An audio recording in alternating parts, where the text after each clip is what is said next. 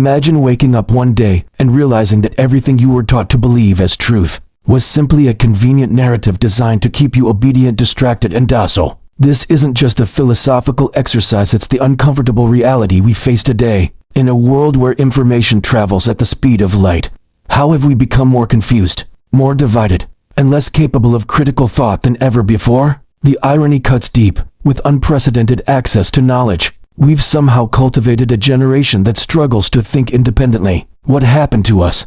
How did we, with all our technological marvels and scientific breakthroughs, create a society where critical thinking has become a revolutionary act? The answer lies not in a lack of intelligence, but in the deliberate architecture of systems designed to suppress independent thought. The ancient Greeks revered the examined life. Socrates proclaimed that the unexamined life is not worth living, believing that questioning was the path to wisdom. For centuries, the human mind was considered sacred territory, a realm of infinite potential waiting to be cultivated through rigorous inquiry and reflection. Education wasn't about memorization, it was about awakening the intellect, teaching people not what to think, but how to think. But somewhere along our journey, this noble mission was corrupted. The transformation was subtle, almost imperceptible, like water slowly eroding stone.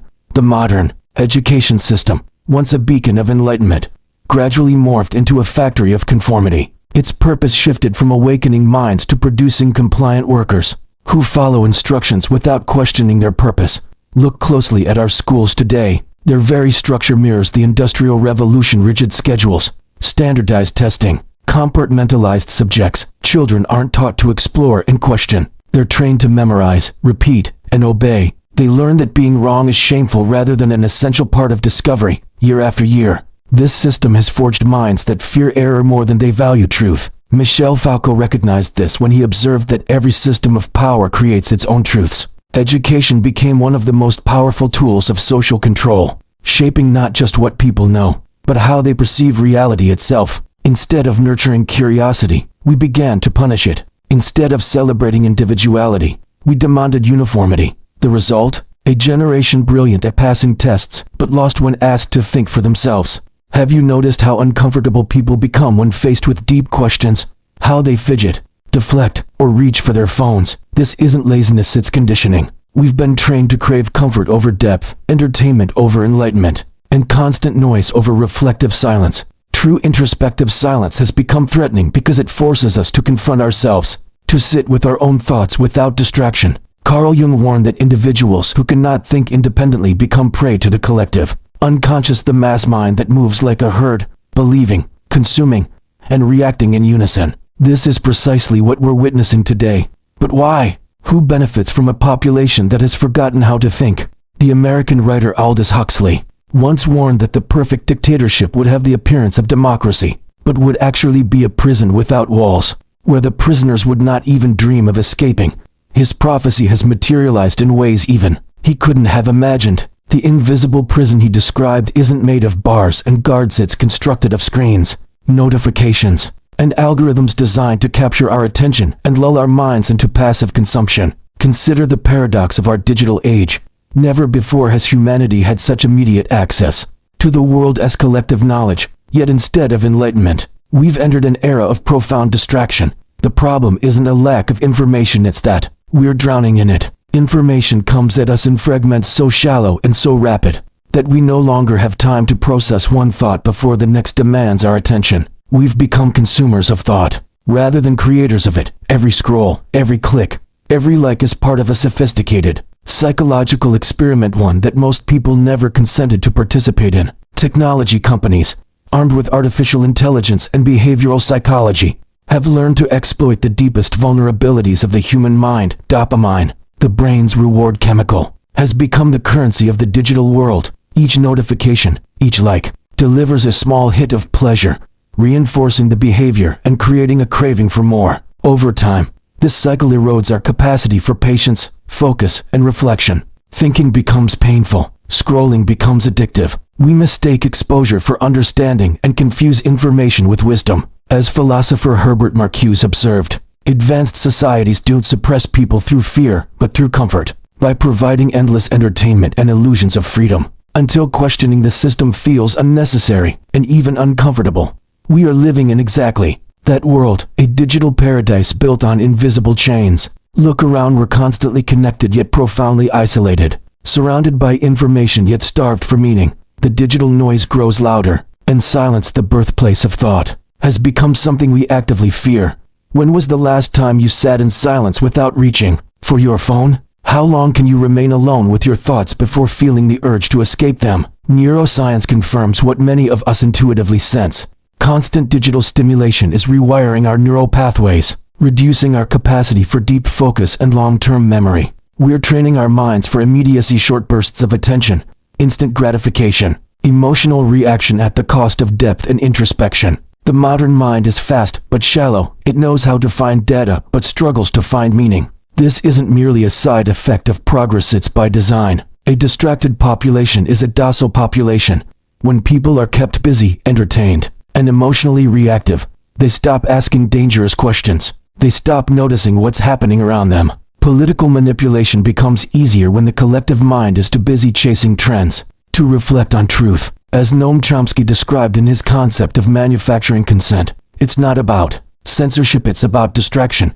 You don't need to silence people when you can drown their thoughts in noise. Most people don't realize that social media doesn't show them the world. It shows them a version of the world tailored to their emotions, fears, and desires. Every feed is a mirror of the self, not a window to reality. The more emotional your reaction, the more profitable your attention becomes. Outrage sells, fear sells, division sells. As we feed the algorithms with our clicks, they feed us illusions that confirm our biases until thinking differently feels almost impossible. We've built echo chambers so perfect that many no longer encounter opposing viewpoints. The ability to disagree, debate, and reason, the foundation of a healthy society, is vanishing. We no longer seek truth, we seek validation. And validation is the slow death of thought. How many of your opinions are truly yours? How many of your beliefs have been shaped by repetition, by algorithms, by the emotional tides of social approval? The hardest thing in the modern world is not to be intelligent, it's to be independent. But within this crisis lies an extraordinary opportunity. The moment you realize how your attention is being manipulated, you begin to reclaim it. Awareness is resistance, reflection is liberation. What if the real danger isn't artificial intelligence, but artificial thinking minds that imitate, but never innovate? People who repeat, but never reflect. What if the more we outsource our judgment to machines, influences, and trends, the less we understand our own humanity? George Orwell once wrote that if thought corrupts language, language can also corrupt thought. Few insights are more relevant today because the decline of thinking didn't happen only through technology or education. It happened through the slow corruption of language itself, and through the stories we tell ourselves about what it means to live, to succeed, and to be human. Consider the vocabulary that dominates our culture: viral, trending, influencer, content. Words that once carried meaning have become empty containers shaped by marketing and algorithms. We no longer talk, we perform. We don't express, we broadcast. And as language becomes more superficial, so does thought. When people lose the ability to articulate complexity, they also lose the ability to perceive it. Ludwig Wittgenstein recognized this profound truth when he said, "The limits of my language mean the limits of my world." When language is reduced, the world becomes smaller. We begin to think in slogans, not sentences, in reactions, not reflections. And in that diminished mental space, manipulation thrives. Culture has played its part in this silent regression. The modern ideal of success has replaced wisdom with visibility. We no longer ask, "Who am I?" becomings, but "Who is watching me?" The obsession with external validation, followers, likes, recognition has replaced inner growth with digital approval. The self is no longer a mystery to explore. It's a product to sell. Psychologist Erich Fromm warned about this decades ago. He described the marketing character, a person who treats themselves like a commodity, constantly adjusting their personality to fit the expectations of others. In such a society, he wrote, people lose touch with their authentic selves. They no longer ask what is right, but what is profitable. They don't seek truth, they seek relevance. This transformation has infected every aspect of modern life. Art, once a mirror of the soul, has become a competition for attention. Music, once a language of emotion, is now a formula for virality. Even our conversations have been reduced to curated fragments, safe, predictable, and instantly forgettable. We are surrounded by expression yet starved for meaning. The media, once the guardian of truth, now plays a central role in manufacturing ignorance. Instead of informing, it performs. Instead of investigating, it entertains. Complexity doesn't sell, outrage does. Truth is no longer measured by evidence but by engagement. What matters is not what's true, but what trends. The result is a culture where everyone has a voice, but few have something to say. This intellectual emptiness creates the perfect environment for control. When people stop thinking deeply, they start feeling blindly. Emotion replaces reason, and whoever controls emotion controls perception. The ancient Roman poet Juvenal understood this when he said that the masses can be pacified with bread and circuses. Today, the bread is comfort, and the circus is constant stimulation. When was the last time you felt bored? We've eliminated boredom, but in doing so, we've also killed imagination. Boredom used to be the birthplace of creativity. It forced the mind to wander, to dream, to connect ideas. Now, the moment silence approaches, we escape into the glow of a screen. We've traded solitude for noise, and in doing so, we've lost the art of thinking. Albert Einstein recognized the value of quiet contemplation when he said that the monotony and solitude of a quiet life stimulate the creative mind. But who still dares to live quietly today? Who dares to disconnect long enough to hear their own thoughts? We glorify busyness as if it were a badge of worth, yet the busier we become, the emptier we feel. We have mistaken movement for progress and visibility for value. This is how the machinery of stupidity keeps running, not through oppression, but through seduction. People are not forced to stop thinking. They are enticed into it. We are offered endless distractions dressed as freedom, and we mistake noise for life. Philosopher Byung-Chul Han describes our era as the achievement society, where individuals exploit themselves in the name of productivity, believing they are free even as they burn out in silence. But beneath this chaos, something sacred still survives, the human capacity to awaken. The very fact that you're engaging with these ideas means you sense a quiet dissatisfaction, a feeling that something essential is missing from modern life. That feeling is not a weakness, it's your consciousness trying to surface. True intelligence is not about knowing more, it's about perceiving more deeply. It's about questioning the narratives we inherited and daring to see beyond them. As the Stoic philosopher Epictetus said, "No man is free who is not master of himself." Freedom begins in the mind, and so does slavery. When you reclaim your ability to think, you reclaim your freedom to live. What does it mean to think in a world that discourages thought? It means slowing down when everything rushes. It means listening when everyone shouts. It means daring to be wrong so you can learn what's right. Thinking is not an act of intellect, it's an act of courage. It demands vulnerability, curiosity, and humility. Perhaps this is what society fears most. Individuals who think, because they cannot be easily controlled. A thinking mind is unpredictable, creative, and dangerous to systems built on conformity. It questions everything: authority, media, culture, even itself. That is why the systems of power, knowingly or not, invest so much effort in keeping people distracted. But the tide is changing across the world. More people are beginning to wake up from the hypnosis of convenience. They are rediscovering reading, reflection, silence, and truth. They are remembering that knowledge is not information, it is transformation. The revolution of the 21st century will not be political or technological. It will be psychological. It will begin in the mind. The French writer André Malraux observed that man is not what he thinks he is what he hides. If we truly wish to understand how we created a generation incapable of thinking, we must confront the most uncomfortable truth of all, that we have willingly participated in our own intellectual decline. No one forced us to surrender our capacity for reflection. We traded it piece by piece for comfort, validation, and distraction. The greatest tragedy of modern civilization is not that people are being deceived, but that they no longer care to know the truth. The real enemy of thought has never been ignorance, it is indifference. When people stop caring about truth, the mind begins to decay, and this decay doesn't happen overnight. It begins with small compromises, ignoring what feels wrong, accepting what's convenient, repeating what's popular. Slowly, the fire of curiosity dims, and we forget that thinking is not a luxury, it is a duty.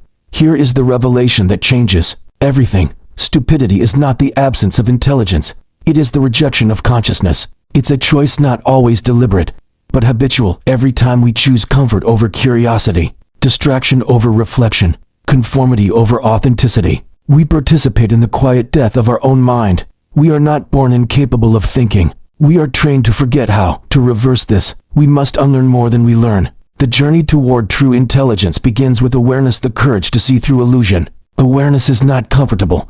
It demands confrontation. It asks you to question your own thoughts, your culture, your habits, even your sense of self. But this is where freedom begins. You cannot wake up from a dream until you realize you are dreaming. So how do we reclaim our ability to think in a world designed to keep us asleep? It starts with something radical: silence. Silence is the rebellion of the modern age. In silence, we disconnect from the noise and reconnect with our essence. We begin to notice the subtle movements of our mind, the patterns we inherited, the beliefs we never examined. The moment you sit in silence long enough, you meet yourself, not the persona, not the projection, but the consciousness behind it all. Then comes curiosity, the fuel of all great minds. Curiosity is not about collecting facts. It's about confronting mysteries. It is the childlike wonder that modern education tried to suppress. Every philosopher, scientist, and artist who transformed humanity began with a simple question that others were too afraid to ask. When curiosity returns, learning becomes a joy again, and thinking becomes natural. Next is solitude. In a world obsessed with constant connection, solitude is the forge of originality. All profound thought, from Plato to Nietzsche, from Buddha to Jung, was born in moments of isolation. Solitude allows the mind to digest, to synthesize, to create. Without solitude, there can be no depth. Without depth, there can be no wisdom. And finally, there is courage, the courage to stand alone in your thinking. Independent thought is not rewarded. Today, it's ridiculed. But remember what the Greek philosopher Diogenes said: the only way to be free is to despise what the crowd values.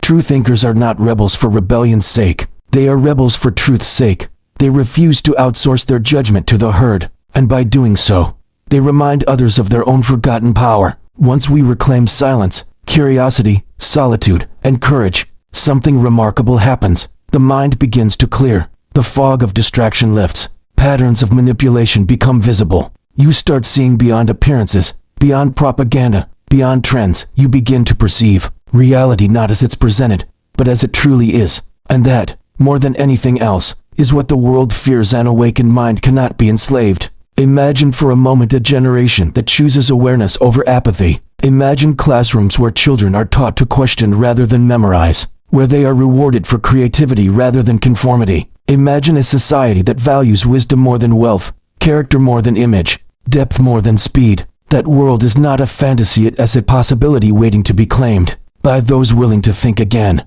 The great psychologist Viktor Frankl, who survived the horrors of the Holocaust, said that between stimulus and response, there is a space. In that space lies our power to choose our response. In our response lies our growth and our freedom. That space, that sacred pause, is where thought lives. To think is to create space between reaction and understanding. It is in that space that consciousness is born. The next revolution will not begin in the streets, but in the mind of each individual who dares to reclaim that space. The mind, once awakened, becomes the most powerful force on earth, because when enough people begin to think, truly think, illusions collapse, systems